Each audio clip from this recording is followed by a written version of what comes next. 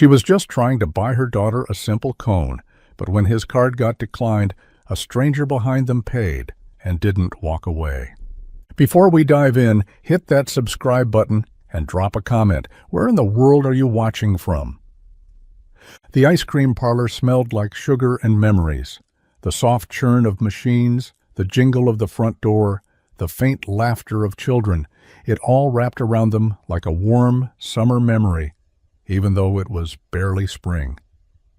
Emily pressed her mittened hands to the glass, her breath fogging it slightly. Her eyes scanned the rows of pastel-colored dreams. She didn't rush. She studied them like they were rare gems. "Mint chocolate chip," she declared, turning to her dad with absolute certainty, as if she'd made a life decision. Michael smiled faintly, already pulling out his wallet. "You sure? Not bubble gum? You liked that last time." "Nope," Emily said, eyes locked on the green swirl with dark chocolate chunks. "Mint. It's like brushing your teeth, but with sprinkles." He chuckled under his breath. Leave it to her to make even dessert sound responsible. He stepped forward, nodding at the teenage clerk behind the counter. "One kid's cone, mint chocolate chip." As the clerk scooped, Michael thumbed through the crumpled bills in his wallet, 3 ones and some change. He knew he had a 10 in there earlier. Gas, school supplies, a loaf of bread. The 10 was gone. He reached for his card, hesitating for a heartbeat before handing it over. The beep was too loud, too fast. Declined. He blinked, then tried again. Another beep. No approval. His ears burned. Hang on," he mumbled, reaching back into his wallet, searching for anything. Loose quarters. Dignity. Behind him, Emily had already taken the cone with both hands and was licking it carefully, unaware of the red creeping up her father's neck. "It's okay, Dad," she whispered, when she saw the look on his face. "We don't have to get it today." But she was holding it. He turned to the clerk. "I'm sorry, can you just maybe hold it for a minute? I'll run to the car." A voice from behind, calm, confident. "It's on me." Michael turned, startled. A woman stood behind them, sunglasses pushed up into her dark hair, her tone casual but firm. "Add a second cone," she told the clerk. "Same flavor, 2 spoons. Then she smiled down at Emily. Ice cream tastes better when it's shared anyway. Michael couldn't meet the cashier's eyes. The second beep might as well have echoed across the entire shop, bouncing off glass cases and pastel walls, loud enough to hush even the noisy blender behind the counter. He felt it in his chest, a sharp pinch that had nothing to do with money and everything to do with the 7-year-old standing beside him. Emily looked up, her smile faltering, but still hanging on like a child does when she senses something is wrong but doesn't know how bad it is yet. She held the cone gently, careful not to let it drip. "Is it broken?" she asked softly, glancing at the card in her dad's hand. Michael forced a smile. "Just a little hiccup, sweetheart." The cashier, barely older than a high school student, shifted awkwardly behind the counter. "I can cancel it if—" "No, it's fine," Michael said quickly, sliding the card back into his wallet like it had burned him. He wasn't sure what stung more, the decline or the way the boy couldn't look him in the eye afterward. He turned to Emily, crouching low so they were eye to eye. "We might have to come back another day, kiddo, okay?" She nodded slowly, her eyes lingering on the melting ice cream. "Okay," she said, but her voice was quieter now. He took the cone from her hand, set it gently on the counter, and reached for her hand. She took it without protest, her mittens brushing his calloused fingers. As they turned to leave, her head dipped slightly, the way it did when she was trying not to cry, but didn't want him to see. And just like that, the air felt heavier, not because of the money, not really, but because this was the kind of thing that stayed with a kid. Not the flavor she didn't get to taste, but the look on her dad's face when he had to say no. Again. Michael held her hand tighter as they stepped toward the door. The bell jingled above them, far too cheerful for how he felt. And somewhere in the back of his mind, A familiar thought returned. He was trying, but was trying ever going to be enough? She hadn't meant to linger. The woman in the black coat and oversized sunglasses had only stopped in for a coffee while her car charged across the street. But the moment she stepped inside the pastel-colored shop and saw the man crouching beside his little girl, something in her paused. He wasn't begging. He wasn't making a scene. He was doing everything in his power to exit with dignity. And yet, the disappointment hung in the air like a bitter aftertaste. The little girl's mittens dangled at her sides. She didn't cry. She didn't pout. She just looked down at the floor like maybe if she stayed quiet, the day would fix itself. The woman stepped forward before she gave herself time to talk herself out of it. "I've got it," she said simply. The cashier looked up. The man turned. The girl blinked. The woman didn't remove her sunglasses, didn't explain. Just pulled a sleek black card from her wallet and placed it on the counter, her nails perfectly manicured, her posture calm and composed. "Add a second cone," she added. "Same flavor, and 2 spoons." The cashier hesitated, then nodded and rang it through. The card cleared in seconds. No surprise. But the quiet gasp the man made as he watched was louder than any transaction. "Ma'am, that's not necessary," he said, already reaching for his wallet again. "We're okay, really." She didn't flinch. "You're clearly trying. That's more than okay." Her voice was smooth, steady, the kind of tone used to giving instructions, not asking permission. But there was warmth in it, too, like she wasn't doing this for attention, like she didn't need anything in return. Michael looked at her, really looked, and for the briefest moment, he wondered who she was. Not just her name, but the life she walked in from. People didn't usually look like her in places like this, not with coats that crisp or watches that expensive. But before he could ask, she knelt down and handed the fresh cone to Emily, who smiled so wide it could have cracked winter. "Thank you," the girl whispered. The woman's lips curved upward. Ice cream's always better when it's shared. Emily took the cone like it was made of glass, gently, reverently. Her eyes sparkled, not just because she had it again, but because it had returned to her hands like a tiny miracle. Mint chocolate chip, just like she asked, swirled high and already starting to drip down one side. She looked up at the woman with a wonder only kids can muster. Michael opened his mouth to say something, to thank her, to argue, to apologize for not being able to provide something so simple, but nothing came out. He just watched as Emily's small fingers clutched the cone, her mitten dangling from her wrist like a forgotten worry. Then the woman turned to the cashier. "Could I get an extra spoon?" The boy behind the counter blinked, then quickly handed her a white plastic spoon. She took it and crouched beside Emily, tapping her gently on the arm. "Think you can share a bite?" she asked. Emily's smile widened like she'd just been asked to join a secret club. She nodded eagerly and held the cone out, careful not to spill. The woman took a modest spoonful, then sat on the nearest bench without a word, as though this moment had been planned all along. Michael stood there frozen, his daughter sitting with a stranger, sharing ice cream like they'd known each other for more than 60 seconds. Emily offered another bite, laughing now, cheeks pink from the cold and the sugar. And the woman? She wasn't trying to impress. She wasn't showing off. She was just there, present, steady, and impossibly calm. Michael finally exhaled and joined them, hands in his coat pockets. "You didn't have to do that," he said, voice quieter now. The woman looked up at him, sunglasses hiding her eyes. "I know." He searched her face for motive, but all he saw was sincerity, no pity, no performance. "I'm Michael," he said finally. She smiled. "Rachel." Emily looked between them, then back at the cone. "Want a bite, Dad?" He chuckled, kneeling down. "Don't mind if I do." And just like that, 3 strangers shared a cone, 1 spoon at a time. The wind had picked up by the time they stepped outside, swirling little flecks of grit across the sidewalk and tugging at Emily's scarf. She held the last bit of her cone like a treasure, carefully licking the melting edges. Michael walked beside her, hands deep in his coat pockets, jaw still tight from the embarrassment he hadn't quite shaken. But Emily wasn't thinking about that. She skipped over cracks in the pavement, humming softly to herself between licks.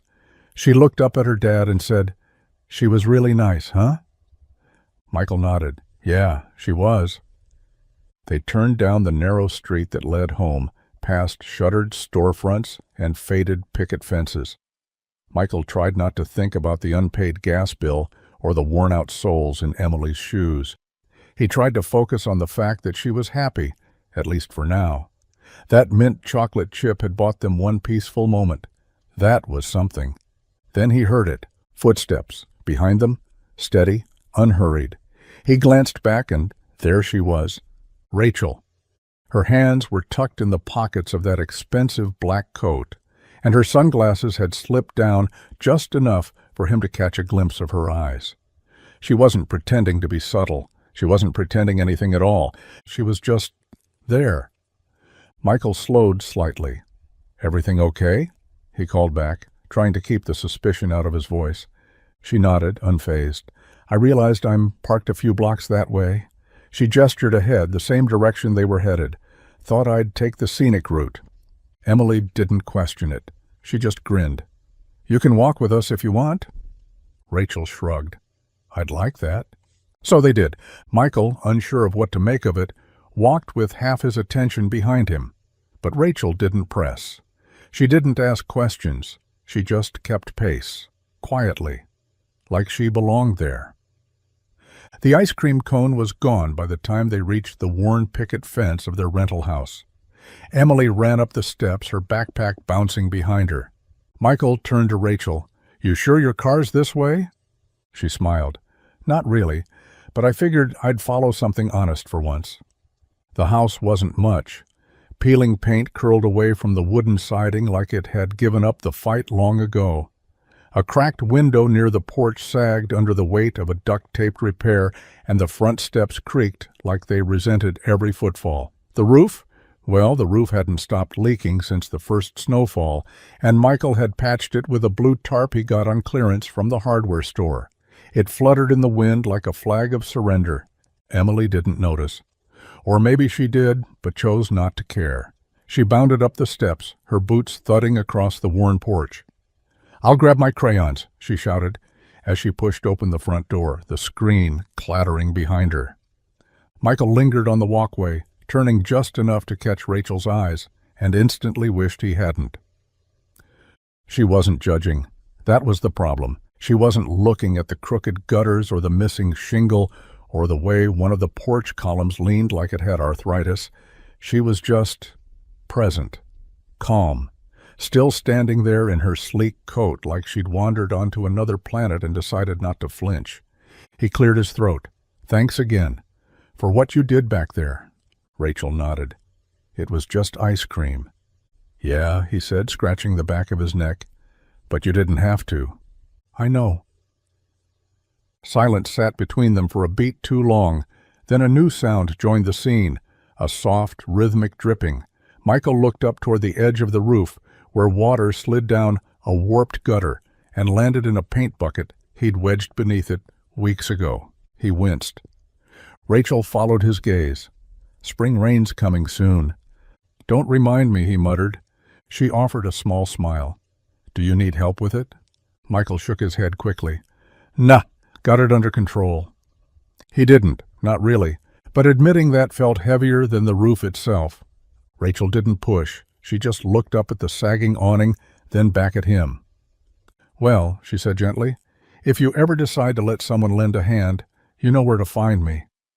And with that she turned and walked back down the sidewalk, her heels clicking softly against the concrete, leaving behind the scent of vanilla, questions he wasn't ready to ask, and a man trying to hold together a house that leaked from the roof, and somewhere deeper too.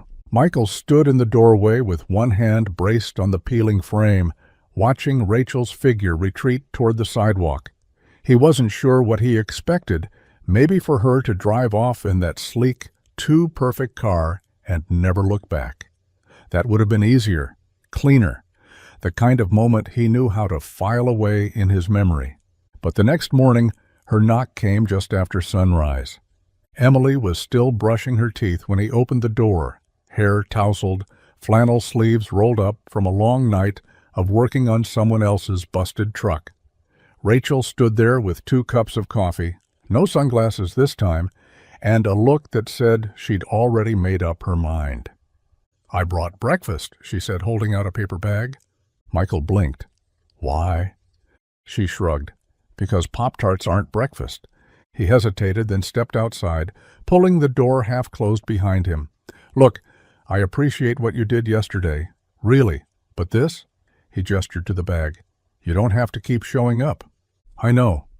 "Then why are you?" Rachel handed him one of the coffees. He didn't take it. "Because I've been where you are, Michael," she said, quiet but firm. "Different roof, same weight." He looked away, jaw tight. "You don't know anything about me." "Maybe not," she admitted. "But I know what it's like to feel like asking for help is the same thing as giving up. It's not." He crossed his arms, the lines on his face deepening. "I'm not a project." Rachel didn't flinch. "I don't think you are. I've got it handled." She studied him for a long moment. "Then why do you look like you haven't slept in a week?" The silence that followed was heavier than anything they'd said. Finally, Michael sighed, stepping back toward the door. "I fix things, Rachel. It's what I do." "And who fixes you?" He didn't answer. Instead, he took the coffee from her hand with a mumbled thank you and slipped back inside, closing the door gently, like he was trying not to admit how badly he needed warmth that didn't come from a space heater or a half-broken radiator. Rachel could have taken the hint, the closed door, the clipped tone, the way Michael's eyes dropped to the floor whenever she got too close to something real. Most people would have stepped back, maybe sent a polite text, and let the moment fade. But Rachel wasn't most people, and somewhere deep down, Michael already knew that. That afternoon, while Michael was buried under the hood of a customer's rusted-out station wagon, Rachel showed up again, not with coffee this time, and with crayons. She didn't knock, didn't announce herself, just walked quietly to the edge of the porch where Emily sat cross-legged on the old welcome mat, a coloring book spread open in front of her, pages fluttering in the breeze. A purple crayon was tucked behind her ear like a mechanic's pencil. "What you drawing?" Rachel asked, crouching beside her. Emily looked up and blinked. Then she grinned. "It's our house," she said proudly, pointing to the lopsided drawing. "But I made the roof look normal, not leaky." Rachel smiled, sitting on her heels. "That's some serious imagination." "I like to fix things with pictures," Emily added, as if it were the most obvious truth in the world.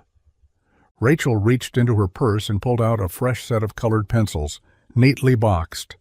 "Think you can show me how?" Emily's eyes widened. She nodded quickly and scooted over, patting the porch beside her like they were already old friends. From the driveway, Michael glanced up, wiped sweat from his brow, and froze.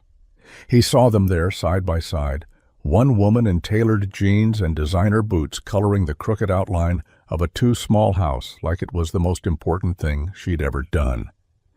He wiped his hands on a rag and took a step closer, but stopped himself. Something about the scene made him feel like an intruder in his own life. But for once, it wasn't a bad thing. Rachel didn't try to talk to him, didn't make a speech. She just colored, listened, and laughed when Emily did. And in that quiet space where crayons met compassion, something shifted. Not loud, not fast, but enough. That evening, the sun dipped low behind the cottonwood trees lining Maple Street, casting long shadows across the driveway. Michael stood beside his truck, arms crossed, watching as Emily waved goodbye to Rachel from the porch. Crayon smudges covered both their hands like badges of honor.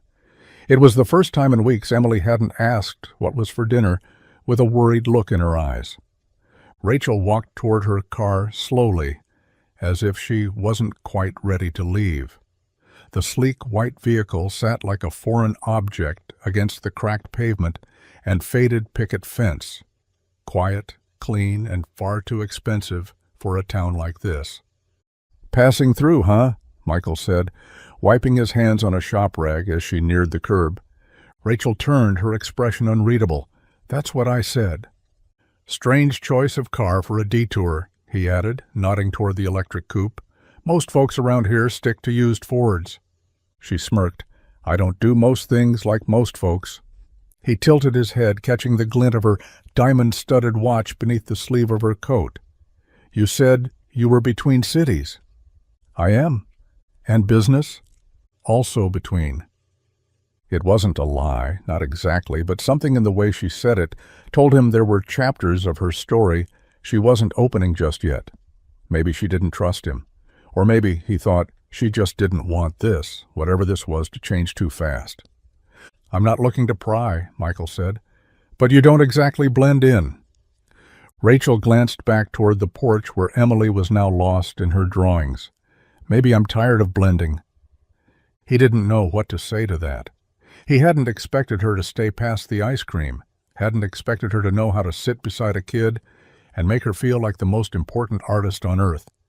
And he sure hadn't expected the woman in the luxury car to keep showing up like she belonged in the rust and rhythm of his life. She stepped toward the driver's door, paused, then looked back. "Sometimes passing through is the only way to find what sticks," she said quietly. Then she drove off, taillights fading into the dusk, leaving behind more questions than answers, and a man who wasn't sure why he hoped she'd come back again tomorrow. Dinner was simple: boxed macaroni with canned peas stirred in, and 2 slices of toast slightly burnt on one side. Emily didn't complain. She never did. She just hummed softly as she helped set the table, placing the mismatched forks and chipped plates like it was a fine dining affair. Michael sat across from her, exhaustion tugging at the corners of his face, but pride holding him upright. The living room lamp flickered once, then again. Michael glanced up but didn't react. A third flicker, and everything went dark. Emily froze, mid-bite, the fork clinking gently against her bowl. Outside, the wind had picked up, rattling the windows just enough to sound like a warning. Rachel had been dropping off a forgotten scarf Emily left in her back seat earlier.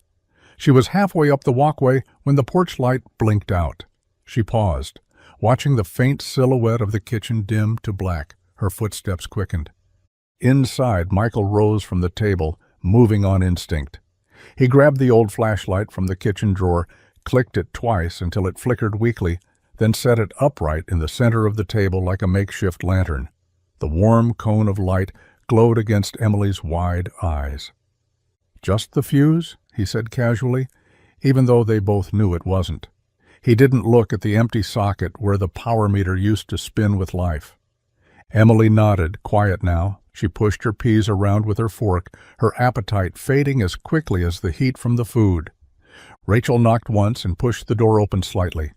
"Everything okay?" Michael didn't flinch. "Yeah, power's just acting up again." She stepped inside slowly, taking in the flashlight, the half-eaten dinner, and the way Emily tried to pretend she wasn't scared. Rachel looked at Michael, her voice calm, but edged with something deeper. "You want me to call someone?" He shook his head. "It'll come back." But he didn't sound like he believed it. Rachel didn't argue. She simply walked over to Emily, knelt beside her chair, and whispered, "You know what I used to do when the lights went out?" Emily blinked. "What?" "Pretend I was camping." Emily smiled just a little, and in the shadows it was enough. The morning came colder than usual, with frost creeping across the windows like tiny veins of ice. Michael pulled on his flannel, the sleeves frayed at the cuffs, and tiptoed past Emily's room, where she still slept curled in a nest of blankets, her little fingers wrapped around a stuffed bear that had lost one eye. The kitchen was quiet, too quiet. No hum of the fridge, no soft buzz from the heater that never quite did its job. The power hadn't come back. He rubbed his hands together and stepped outside, hoping the sun might offer something the inside couldn't. But instead of silence, he heard it. A low, steady hum, unnatural for their street. It came from around the back. His boots crunched over gravel and frosted leaves as he rounded the corner, and there it was. A generator. Shiny, new. Definitely not his. He blinked. The thing was already running, cables leading to the breaker box like veins delivering life to a sleeping body. On the top, taped just beside the fuel cap, was a yellow sticky note with 2 words written in neat handwriting, "For her warmth." Michael stared at it for a long time, jaw clenched. He didn't need a signature to know who had left it. He wanted to be angry, wanted to see it as charity, as another rich person throwing solutions at problems they didn't really understand. But it didn't feel like that. It felt like someone had listened, someone had seen the shiver in Emily's shoulders and decided it wasn't acceptable, even if Michael was too proud to ask for help.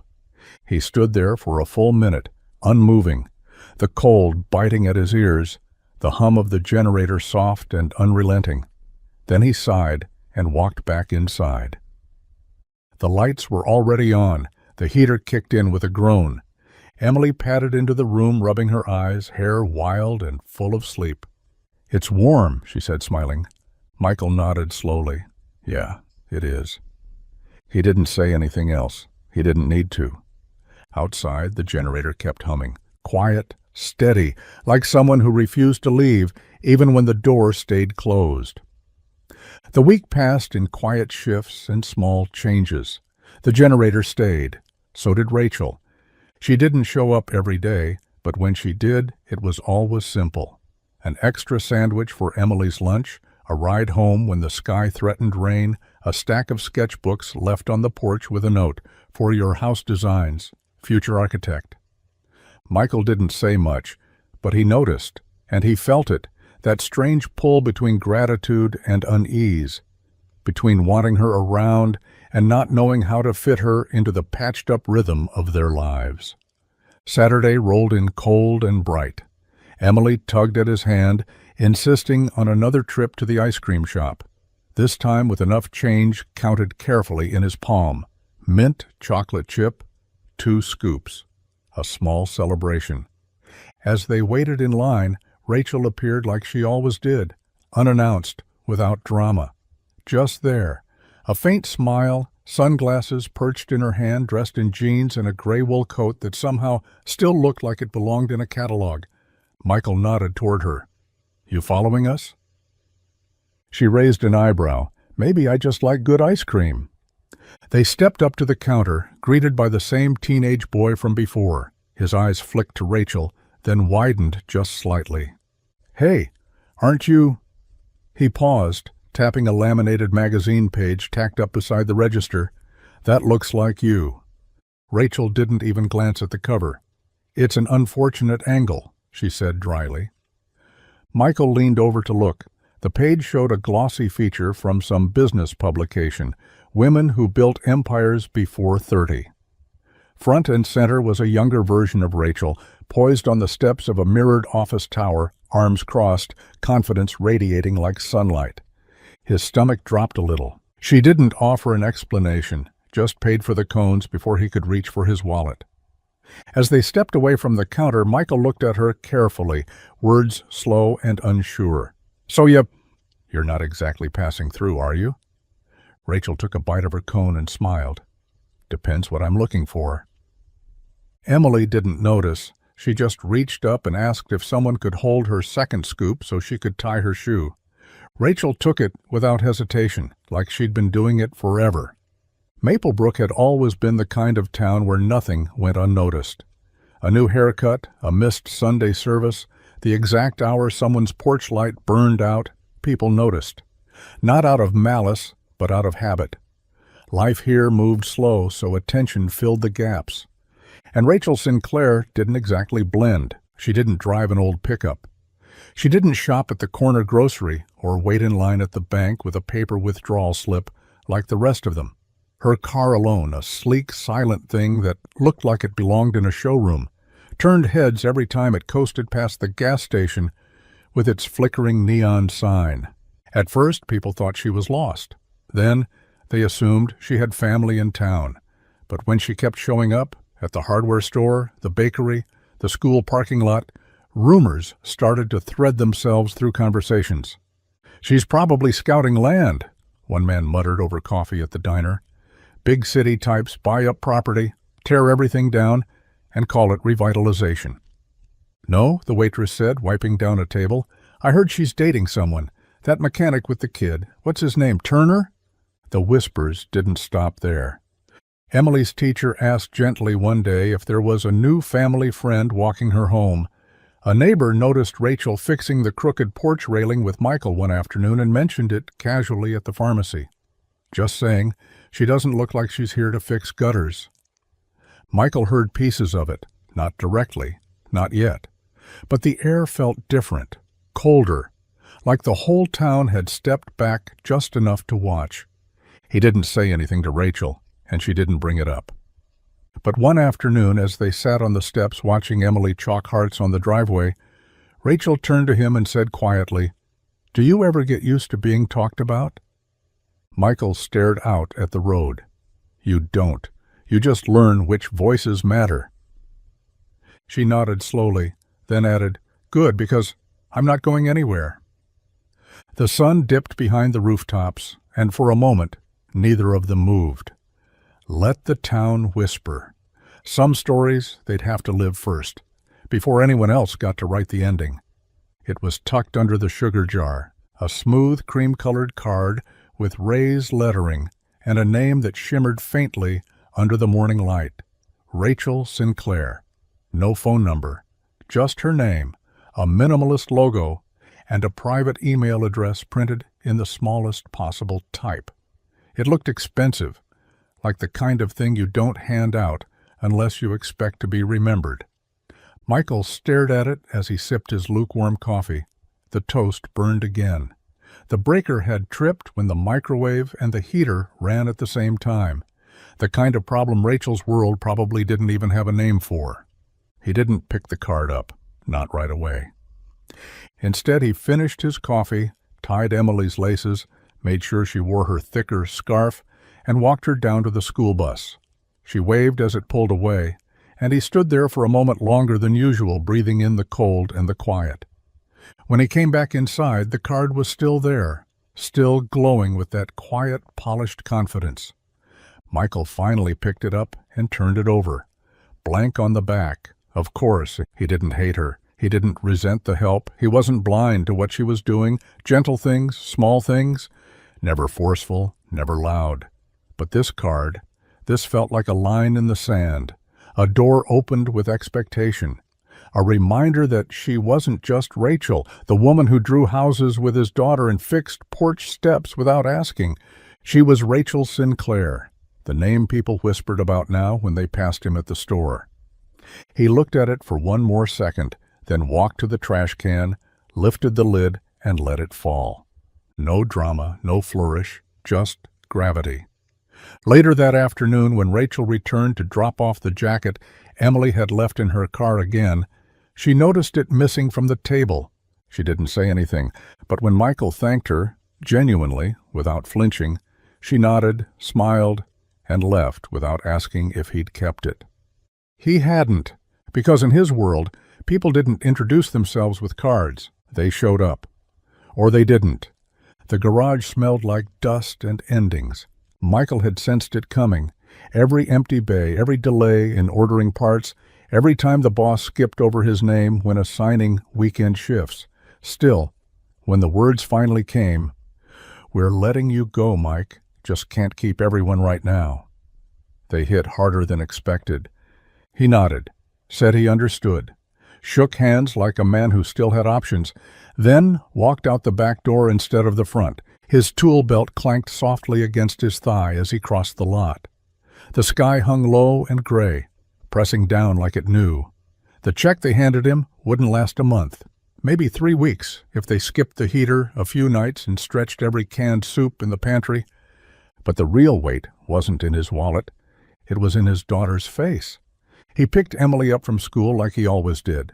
She ran to him, backpack bouncing, mouth already moving a mile a minute about something she painted in class.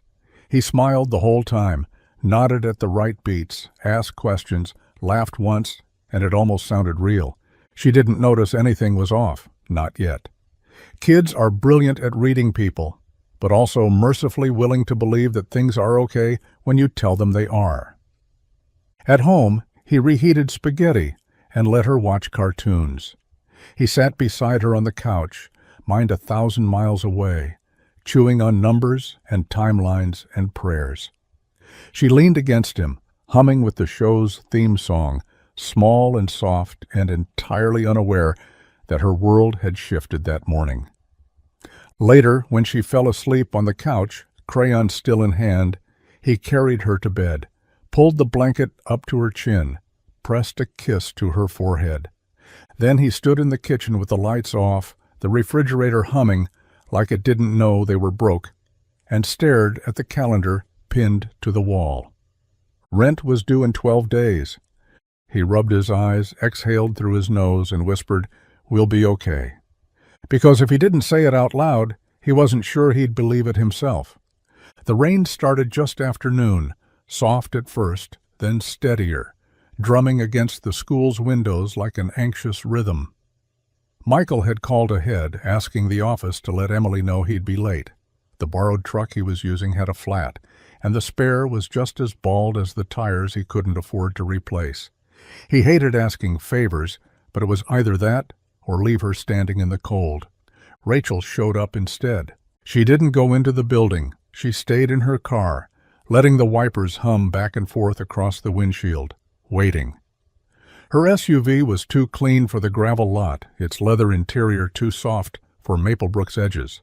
But there she sat, patient, still, until Emily appeared through the front doors, pink backpack in tow, and a puzzled look on her face. The passenger window rolled down. "Need a lift, Em?" Emily blinked, then lit up. "Rachel!"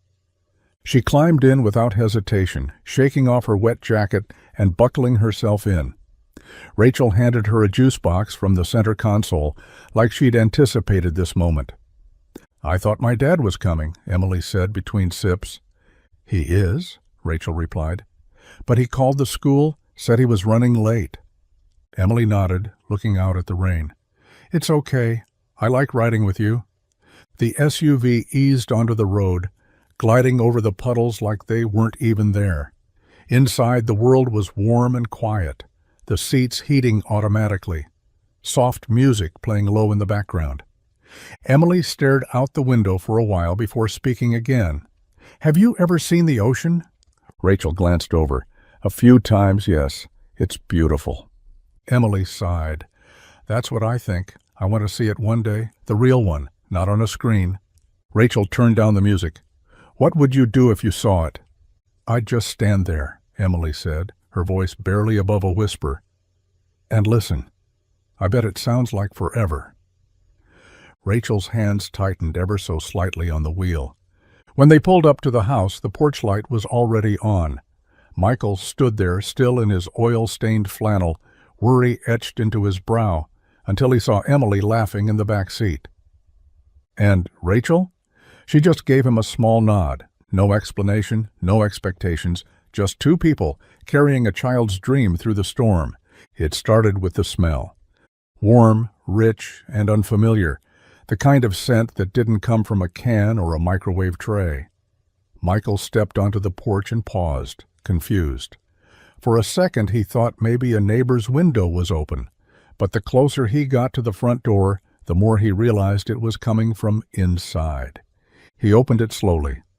Rachel stood barefoot in the kitchen, sleeves rolled up, hair tied back, moving with surprising ease between the stove and the counter. A pot simmered gently, something bubbling inside that looked like actual food, not leftovers, not survival. Michael froze in the doorway. "What are you doing?" Rachel looked up, calm as ever. "Making dinner?" He glanced at the table. It was set. Real plates, actual forks. A jar of wildflowers, probably picked by Emily, sat in the center like it had always belonged there. "You didn't have to do that," he said, trying not to sound like it bothered him. But it did. A little. Rachel stirred the pot without looking at him. "You've fed me enough times. Figured it was my turn." He crossed his arms. "All I had in the fridge was sandwich meat and expired yogurt. I brought ingredients." Of course she had. He didn't say thank you. Didn't know how. Instead, he walked over to the sink, rinsed his hands, and leaned against the counter like a man trying not to feel out of place in his own home. Emily burst in from the hallway, crayons still smudged across her shirt. "Is that pasta?" she gasped. Rachel laughed. "Lasagna, sort of. Don't judge me on presentation." Emily darted to the table and sat like she hadn't eaten in days.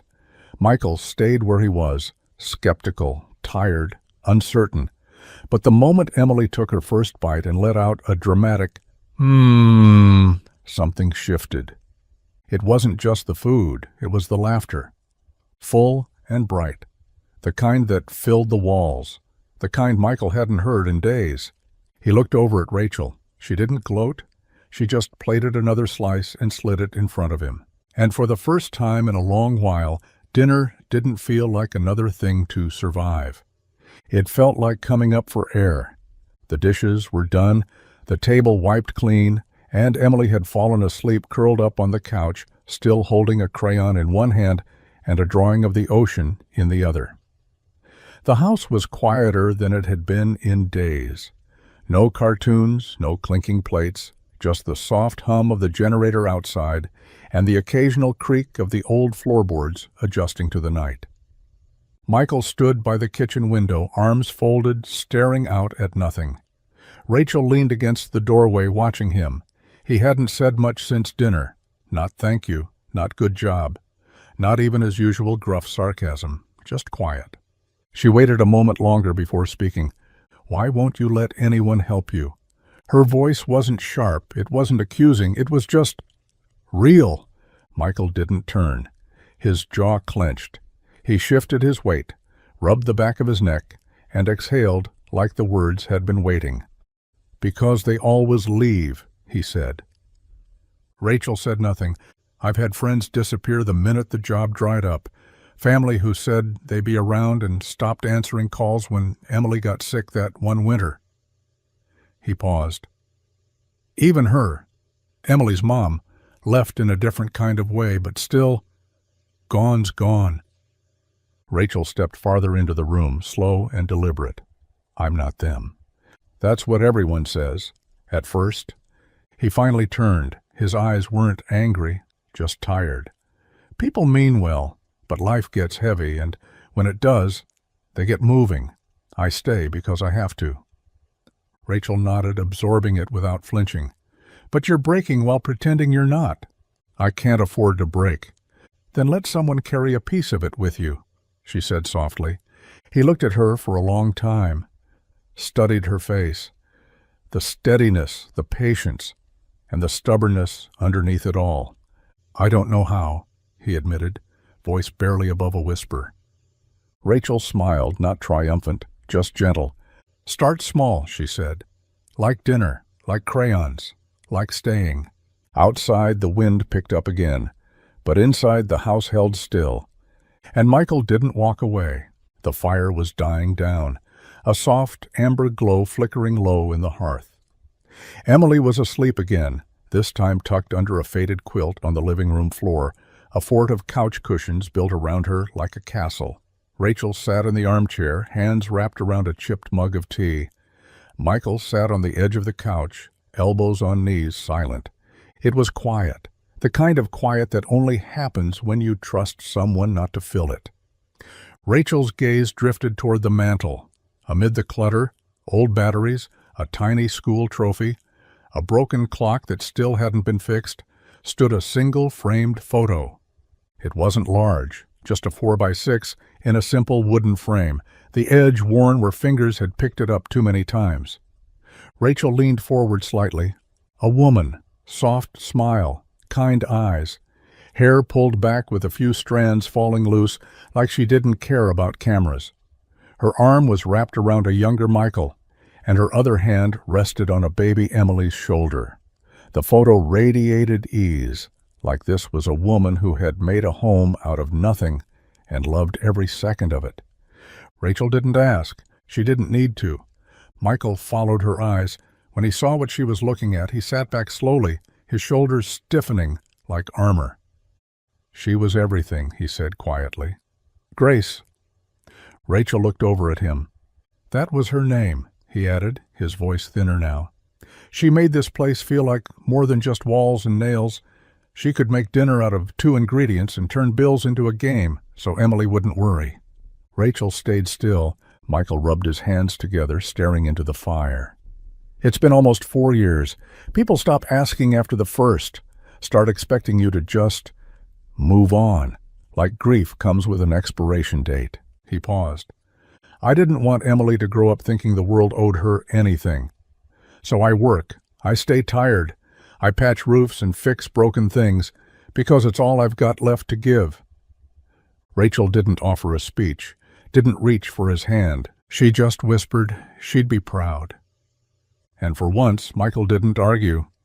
The kitchen table was a mess of math worksheets, broken pencils, and a half-eaten apple that had rolled dangerously close to the edge. Emily sat in the middle of it all, legs swinging beneath the chair, a determined crease between her eyebrows as she stared down the numbers like they were personal enemies. Rachel leaned over the paper, her sleeves rolled up, her hair falling slightly out of its loose knot. All right, she said gently. Let's look at this one again. If you have 3 quarters and you spend 2 dimes, how much do you have left? Emily groaned and rested her head on her arm. Math is the worst. Rachel smiled. Only when it pretends to be hard. Michael watched from the living room, pretending to be reading the paper. In reality, he'd been listening for the last 10 minutes, quietly amazed at how patient Rachel was, how Emily listened to her without that usual grumble, how the house felt a little fuller when Rachel's voice echoed off the walls. Emily lifted her head again, pencil tapping against the worksheet. She worked it out slowly, then scribbled down her answer. 55 cents, she announced proudly. Rachel gave a slow clap, over the top and dramatic. Genius at work. Emily beamed and went back to the next question, the tip of her tongue sticking out in concentration. When she solved it, she slid the paper across the table. Thanks, Ray, she chirped without thinking. Rachel blinked. Michael lowered the newspaper. Emily didn't seem to notice what she'd said until she caught their expressions. She looked up. What? That's your name, right? Ray? Rachel blinked again, then smiled. It wasn't the kind of smile she used for business meetings or photo ops or polite conversations. It was softer, warmer, the kind that crept in slowly and refused to leave. Yeah, she said. Ray works just fine. Michael didn't say a word, but the corner of his mouth twitched upward, just enough for Rachel to notice. And from that night on, she was Ray. Not Miss Rachel, not Ms. Sinclair, just Ray. Like she'd always belonged at that table, in that mess of pencils and laughter. The sound of a car door slamming wrong was unmistakable, just off enough to make a mechanic wince. It was Rachel's SUV. The driver's side door had started sticking last week, groaning slightly every time she opened it. She hadn't said a word about it, neither had Michael, but he noticed. He always noticed. That morning, while Rachel walked Emily to school, Emily holding her hand, mid-story about a dream she had where they all lived on a boat made of ice cream, Michael grabbed his tools and quietly got to work. The SUV was still warm from the drive. He crouched beside it, pried open the interior panel, and adjusted the hinge tension first, then realigned the striker plate. The latch had worn down, just enough to throw everything out of sync. A small fix, but the kind that could wear out a door over time. He didn't ask permission, didn't leave a note. By the time Rachel returned, the car was back in place, looking untouched, except when she opened the door. It moved smooth as silk. No groan, no drag, just the soft click of everything finally fitting the way it should. She paused, ran her fingers along the edge of the door, smiled. Later, over dinner, sandwiches and tomato soup, nothing fancy, Rachel looked across the table and said, "You fixed it." Michael shrugged. It was starting to catch. I didn't ask. You didn't have to. He didn't meet her eyes when he said it, just kept sipping his soup, like it was a sentence that didn't require anything more. Rachel leaned back in her chair, watching him. You fix things when they're broken, even when nobody's looking. Michael wiped his mouth with a napkin and gave a half smile. I don't know how to do anything else. Rachel didn't push the moment, but her hand brushed against his when they both reached for the salt, and this time neither of them pulled away. The call came just after sunset, when the kitchen smelled like cinnamon toast and Emily was on the living room floor building a city out of cereal boxes. Michael was fiddling with the back door latch again, determined to stop the draft that kept sneaking in. Rachel's phone buzzed once, then again, the screen lighting up with a name she hadn't seen in weeks. Charlotte, office line. She stepped outside to take it, letting the screen door ease shut behind her. The night was still, the kind of quiet only a small town could hold. Crickets, distant dog barks, and the hum of the generator Michael still hadn't replaced. She swiped to answer. "Rachel," came the voice on the other end. Polished, clipped, efficient. "You've been gone too long." Rachel closed her eyes. "Hello to you, too." "I'm serious," Charlotte said. "You missed the third quarter meetings, your name's off the Monday agenda, and a reporter's asking if you've stepped down. Are you stepping down?" "I'm not stepping down." "Then you need to get back." Rachel exhaled slowly, staring up at the dark sky. "I needed space." "We gave you space," Charlotte said, not unkindly. "But the board's not going to sit around much longer. They're circling, and if you're not in that chair, they'll find someone else who will be." Rachel didn't answer. Her fingers tightened around the phone. Somewhere inside she heard Emily laugh. "Look," Charlotte added, her voice softening, "you built this thing from the ground up, but the machine doesn't stop just because you needed a break. You either get back in the driver's seat or someone else takes the wheel." The line went quiet after that. Rachel stood there a moment longer, phone still pressed to her ear even after the call ended. She looked back through the kitchen window. Emily was now drawing something at the table, crayon scattered, tongue peeking from the corner of her mouth. Michael stood behind her, pointing to the paper, smiling. Rachel placed the phone on the porch rail and wrapped her arms around herself. She'd built a company, sure, but this felt like something harder, and maybe something worth staying for. Rachel folded each shirt with care, though she had no idea why. It wasn't like she owned anything wrinkled. Her suitcase sat open on the edge of the guest bed, the one with the creaky frame and the quilt Emily insisted she use. Every soft thud of fabric landing in the suitcase felt louder than it should, like it was announcing something she hadn't found the words for yet. She hadn't told Emily, not yet. Michael leaned against the doorway, arms crossed, watching her in silence. He didn't ask what she was doing. He already knew. "I got a call," she said finally, not looking up. "They need me back in the city." He didn't answer. "I'll leave in the morning." More silence. Rachel zipped up one side of the suitcase, the sound slicing through the quiet. "It's not forever. I need to figure out where I'm supposed to be." Michael shrugged. "Makes sense." She looked over, surprised by how flat his voice sounded. "I mean," he continued, "you were never really staying. Not for good." Rachel opened her mouth, then closed it again. It wasn't the reaction she expected. She had braced herself for disappointment, maybe even anger. But this indifference? It hurt more than she'd admit. Down the hall, Emily's small footsteps padded into the room. She stopped short when she saw the suitcase. Her eyes widened. "You're leaving?" she asked, her voice a fragile whisper. Rachel knelt. "Just for a little while?" "But why?" Rachel smiled gently. "Because sometimes grown-ups have to go where their work takes them." Emily frowned, her lip trembling. "But I thought you liked it here, with us." Rachel reached out, brushing hair from the little girl's cheek. "I do, more than I expected." Michael stepped in then, placing a hand on Emily's shoulder. "Hey, it's okay, Bug. People leave sometimes." Emily looked up at him, confused. Rachel looked away. That night, Rachel sat on the edge of the bed long after the lights were out, listening to the quiet house breathe around her, wood groaning, the generator humming, and the faint sound of a little girl crying softly in her sleep. She wondered if she'd already made the wrong choice. The knock came just before sunset. Michael had been scrubbing grease off his hands in the kitchen sink, letting the warm water run too long just to fill the silence. Emily sat at the table, coloring with quiet focus, but she hadn't spoken much all day, not since Rachel had told them she was leaving. When the knock came, he didn't move at first.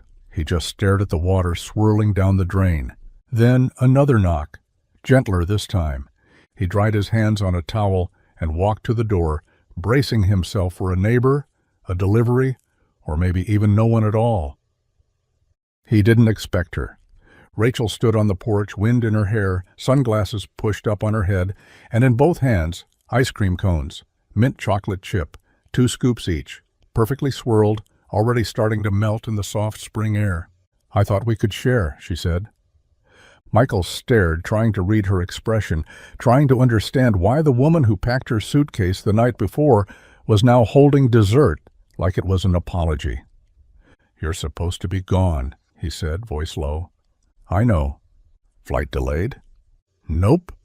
"Second thoughts?" She smiled. "Maybe?" From behind him, Emily's voice cut through the stillness. "Is that for me?" Rachel held one of the cones out, her hand trembling just slightly. "Of course it is." Emily ran past Michael, grabbed the cone with both hands, and hugged Rachel around the waist before burying her face in the ice cream. Michael stepped out onto the porch, letting the screen door creak behind him. Rachel turned to him, the second cone still in her hand. "You said once that people always leave." He nodded. "Well," she said, "I've done that before. Left, ran, fixed problems with distance." She handed him the cone. "But this time," she added, "I want to stay, if you'll let me." Michael didn't speak right away. He took the cone, took a bite. Cold, sweet, familiar. Then he looked at her, the hint of a smile tugging at the corners of his mouth. "Just don't eat the last bite," he said. "That's the best part." Rachel laughed, a sound that settled somewhere deep, and just like that the cone came full circle. The porch was quiet that night, the kind of quiet that wrapped around the house like a blanket. Emily had fallen asleep on the couch, still sticky from the last bites of mint chocolate chip, a smudge of green at the corner of her mouth. Inside, the TV played low, some old cartoon looping in the background, but neither of them paid it any attention. Michael sat on the steps, forearms resting on his knees, eyes trained on the gravel driveway, like it held answers he hadn't asked for yet.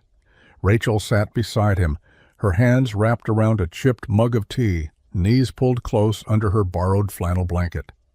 They hadn't spoken much since she returned with the cones. Not about her job, not about her suitcase, not about what any of this meant. So when Michael finally spoke, his voice was softer than usual, less guarded. "Why'd you really come back?" Rachel didn't answer right away. She stared out into the dark where the porch light barely reached. The wind rustled the trees, and somewhere far off, a dog barked once, then went quiet. Michael waited. She finally turned to him, her expression unreadable at first, then suddenly just open. "Because for once," she said, "I didn't feel alone." He looked at her, really looked at her. "People think money makes you untouchable," she continued. "But all it ever did was build walls, big glass ones that look beautiful from the outside. But inside, it's just echo." Michael didn't interrupt. "I spent years surrounded by people who said yes because they had to, who smiled because it paid. And then I came here, to this tiny town with your rusted porch and your duct-taped heater and your daughter who asks the most beautiful questions about the ocean." She smiled then, small and real, and I felt something I hadn't felt in years, human. Michael leaned back against the step, exhaling through his nose. "So what now?" Rachel shrugged, her shoulder brushing his. "I don't know, but I'd rather figure it out here." He nodded once, the silence between them no longer heavy. Just full. The gym smelled like glue sticks, powdered lemonade, and too much sugar. The annual Maplebrook Elementary fundraiser was in full swing. Folding tables lined with handmade signs, brownies wrapped in plastic wrap, and raffle tickets being hawked by fifth graders in crooked paper hats. Parents buzzed about, juggling toddlers and juice boxes, trying to raise money for a new playground that probably wouldn't be built until next spring. Michael stood near the back, watching Emily run toward the bake sale table with a paper crown on her head and frosting already on her cheeks. He'd brought 24 store-bought cookies, the kind that left a weird aftertaste but were all he could afford to contribute. Then the crowd shifted, and there she was, Rachel. No limo, no tailored coat, no heels or designer purse, just jeans, sneakers, and a plain blue flannel shirt rolled up at the sleeves, a clipboard in one hand, a tray of homemade lemon bars in the other. Heads turned. The same people who had whispered in checkout lines and passed quiet glances at the gas station now watched her walk across the gym floor like she belonged there. And somehow she did. She greeted the principal like an old friend, high-fived a second grader who had jelly on his chin, helped tape a raffle sign back to the wall when it started peeling. When a kid dropped a tray of cupcakes, she was the first on her knees with napkins and a smile. Michael approached slowly, a paper cup of flat lemonade in one hand. "You bake?" Rachel raised an eyebrow. "I YouTube." He chuckled. "You're not exactly subtle showing up like this." "I'm not trying to be." He nodded toward the clipboard. "So what? You're in charge now?" "Assistant to the assistant treasurer," she said with mock pride. "Emily insisted." He smiled, looking around at the tables, the noise, the warmth. "You know they're all watching." "I hope so," she said, scribbling something down. "Let them."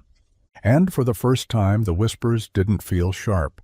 They felt curious, like maybe they were starting to believe that the woman with the perfect nails and powerful name was more than just a headline. She was part of something now, even if that something was a school fundraiser with too much glitter and not enough chairs. The wind kicked up early that Saturday, carrying with it the threat of another spring storm. Michael stood on the porch roof, hands braced against weather-warped shingles, eyes squinting against the overcast sky. The leak above Emily's room had started dripping again, and if he didn't fix it now, the next rain would turn her ceiling into a sponge. He heard the door creak open below, followed by soft footsteps on the porch. "Need a hand?" Rachel called up. He peered over the edge, raising an eyebrow. "You own a power suit, not a toolbox." She held up a pair of work gloves borrowed from his shed. "Guess it's time for a promotion." Before he could argue, she was already climbing the ladder, steady and unfazed. When she reached the top, she didn't wait for instructions. She knelt beside him, pulling her hair back with a bandana Emily had loaned her, bright pink, covered in stars. They worked in tandem. Michael loosened the warped shingles. Rachel held them steady. He applied the patch. She nailed it down with more confidence than most of the apprentices he'd trained over the years. She didn't flinch at the dirt under her nails, didn't complain when tar stuck to her jeans, didn't once check her phone. After a while, the rhythm of it settled between them. Hammer, hand, nod, pass. He found himself stealing glances when she wasn't looking, amazed that someone like her could kneel beside him in grit and sunlight and act like she'd always belonged there. "Why are you doing this?" he asked finally, pausing to wipe sweat from his brow. Rachel looked up, hair stuck to her temple, gloves stained. "Because it matters." "What does?" "This roof. That room, her sleep, your peace," she smiled. "All of it." Michael didn't respond. He didn't have to. They finished just as the first drops of rain tapped the tin gutters. Rachel stood up, stretching her back, her face smudged and glowing. He handed her a bottle of water, and for once he didn't try to hide the grin pulling at the edge of his mouth. "You're not bad at this." She sipped and shrugged. "Told you, I YouTube." The storm rolled in quietly, but the roof held strong. So did the moment. The living room was a scatter of crayons, loose paper, and cookie crumbs. Michael sat on the couch, tightening a bolt on the wobbly coffee table, while the TV murmured some cartoon neither of them were really watching. Rachel was at the table helping Emily sound out spelling words, her hair pulled into a messy bun, a smudge of flour still on her elbow from earlier. They had made cookies that afternoon, burnt on the edges, but Emily had called them perfect. At some point, Emily grew quiet, focused, the kind of focus that only happened when she had a story to tell and a crayon to tell it with. She didn't say anything as she worked, just hummed softly, lips pursed in concentration, scribbling colors and outlines and little hearts in corners. When she was done, she stood and walked across the room, holding the paper like it was gold. She handed it to Rachel first. "I made us," Emily said proudly. Rachel blinked, looking down at the drawing. 3 figures, one small with curly hair and a purple dress. That was clearly Emily. One tall with brown scruff on his face, arms outstretched. That was Michael. And in between them, hand in hand, was a third figure, long hair, blue shirt, smiling. Rachel. Beneath the 3 of them, written in bright, uneven letters, was one word: us. Rachel stared at it, the paper trembling slightly in her hand. Michael looked up from the couch, caught the expression on her face, and stood. He took the drawing, glanced at it, and then looked at her, really looked. Emily beamed. "I can hang it on the fridge?" Rachel crouched beside her. "I'd like that." So Emily ran to the fridge, slapped it on with the strongest magnet she could find, a blue one shaped like a fish, and smoothed it flat. Michael stayed quiet, his hands now still. Rachel straightened, wiped her eyes once, quick and subtle, then turned to him and said softly, "I didn't know how much I needed that." He just nodded, voice caught somewhere deep in his chest.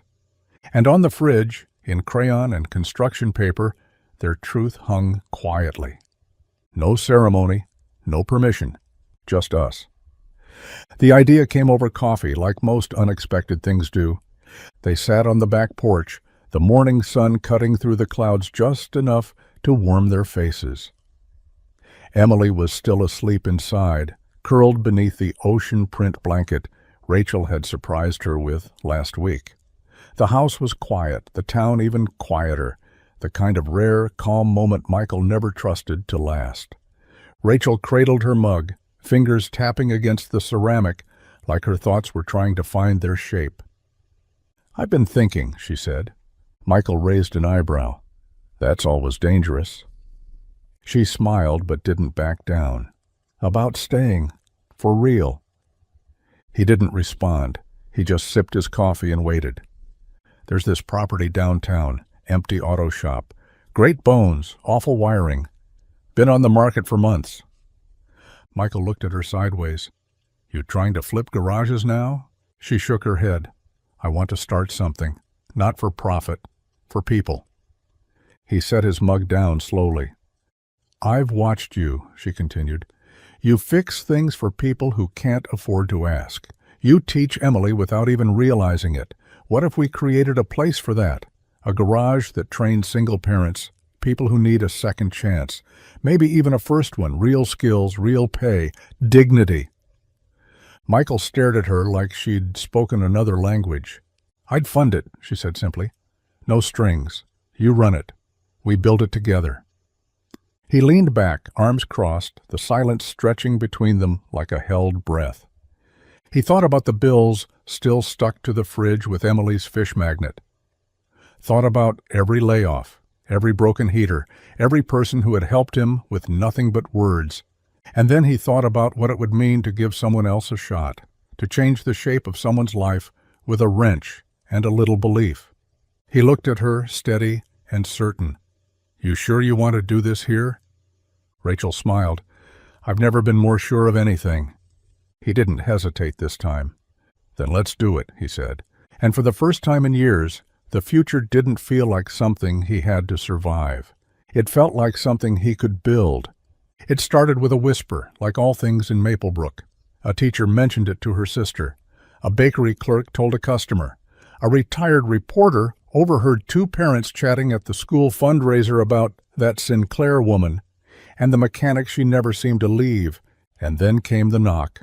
Rachel opened the door one afternoon to find a young woman in a blazer 2 sizes too big, clutching a notepad and trying not to look nervous. "Hi, I'm Lily Harper. I write for the Maplebrook Sentinel. I was wondering if I could ask you a few questions." Rachel didn't blink. "About what?" Lily straightened.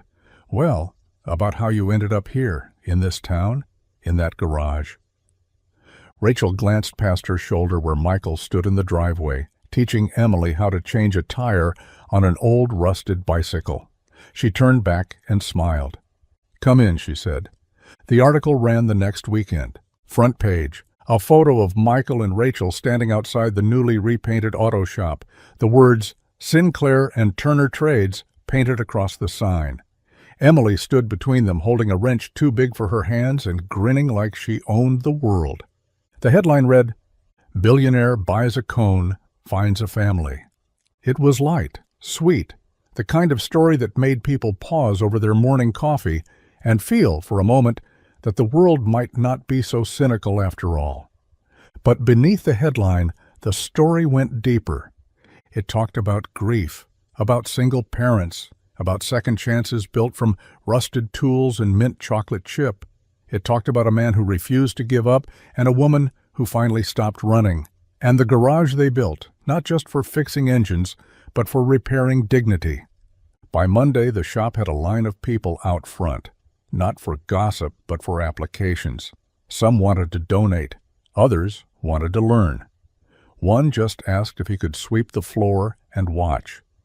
Michael folded the paper that night, setting it on the kitchen table. Rachel looked at him. "You okay with it?" He nodded slowly, then grinned. "It's a better headline than Mechanic Wins Lottery." She laughed. "You kind of did." And he didn't argue. The morning was like any other. Emily scrambling to find her other shoe, Michael sipping coffee in yesterday's shirt, and Rachel standing at the stove flipping pancakes that were slightly too golden on one side. Sunlight slanted in through the kitchen window, catching the dust in the air and making everything feel quieter, softer. Like the world had paused to take a breath. Emily sat at the table stuffing crayons in a squished juice box into her backpack. Rachel packed her lunch, careful to tuck the napkin between the sandwich and the apple slices like she always did. Only this time she slid something else into the brown bag too. A small folded note, simple, quiet. No glitter, no flourish. The bus honked outside. Emily kissed Michael on the cheek, hugged Rachel around the waist, and grabbed her bag without looking inside. "Love you both." "Wish me luck on the spelling test." "Knock 'em out, champ," Michael called after her as she ran to catch the bus, her shoes finally a matching pair. The house settled back into its morning hush. Rachel leaned against the counter, watching the empty doorway. "I put something in her lunch."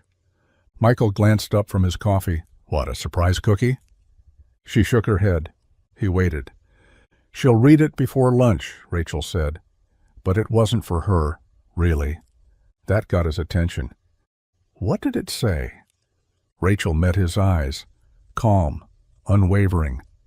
It just asked, "Would it be okay if I stayed?" Michael didn't move for a second. Then he set the mug down, slow and steady, and crossed the room until he was standing inches from her. No ring, no crowd, no music swelling in the background, just the hum of the refrigerator and the weight of everything unspoken between them. "You think she'll say yes?" he asked.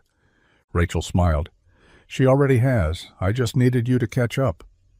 He leaned in, forehead resting lightly against hers. "Took me long enough." And outside, the bus rumbled down the road, carrying a lunchbox with a note that would change everything.